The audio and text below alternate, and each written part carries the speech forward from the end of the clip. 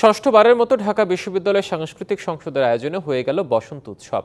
বেলা ৩টা থেকে শুরু হয়ে উৎসব চলে রাত ৮টা পর্যন্ত। ঋতুরাজ বসন্তের আগমনী বার্তা বয়ে আনতে টিএসসি প্রাঙ্গণ হয়ে ওঠে মুখরিত।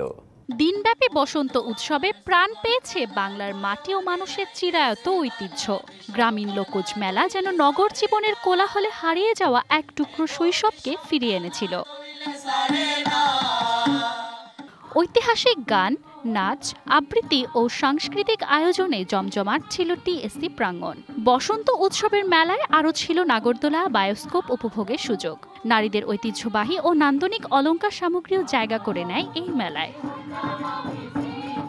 যানজটের শহরে এমন গ্রামীণ মেলা উপভোগ করতে পেরে আনন্দিত দর্শনার্থীরা।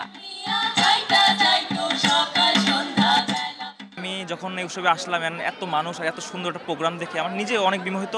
ঢাকার বুকে এমন গ্রামীণ মেলা আসলে তো দেখা যায় না।